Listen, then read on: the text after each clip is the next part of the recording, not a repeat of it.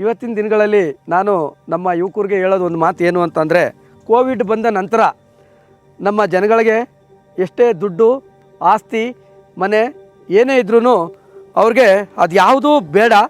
ಅವ್ರಿಗೆ ಮುಖ್ಯವಾಗಿ ಬೇಕಾಗಿರೋದು ಆಹಾರ ಮತ್ತು ಆರೋಗ್ಯ.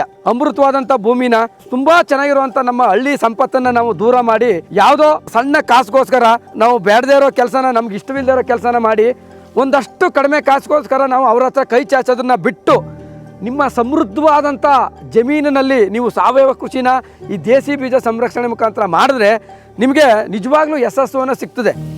ಏನಕ್ಕೆ ಯಶಸ್ಸನ್ನು ಸಿಗ್ತದೆ ಅಂದರೆ, ಇವತ್ತು ಪ್ರತಿಯೊಬ್ಬರದ್ರೂ ದುಡ್ಡಿದೆ, ಉತ್ತಮವಾದ ಆರೋಗ್ಯ ಇಲ್ಲ.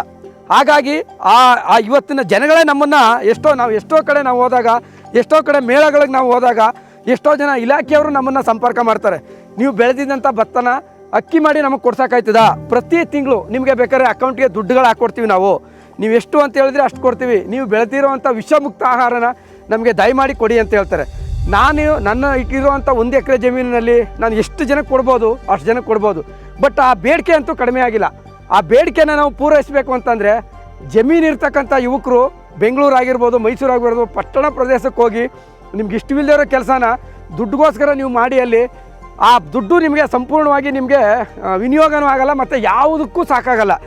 ನಾವೇನು ಮಾಡಬೇಕು ಅಂತಂದರೆ, ನಾವು ಹುಟ್ಟಿರೋವಂಥ ಪರಿಸರಕ್ಕೆ ನಮ್ಮಿಂದ ಏನಾದರೂ ಒಂದು ಸಣ್ಣದಾದ ಕೊಡುಗೆ ಕೊಡಬೇಕು ಅಂತಂದರೆ ಸಾವಯವ ಕೃಷಿ ಜೊತೆಗೆ ದೇಸಿ ಸಂರಕ್ಷಣೆ ಮಾಡಿ ಒಂದಷ್ಟು ಸಮಾಜನ ನಾವು ಪರಿವರ್ತನೆ ಮಾಡೋ ಕೆಲಸನ ನಾವು ಯುವಕರು ಮಾಡಬೇಕು.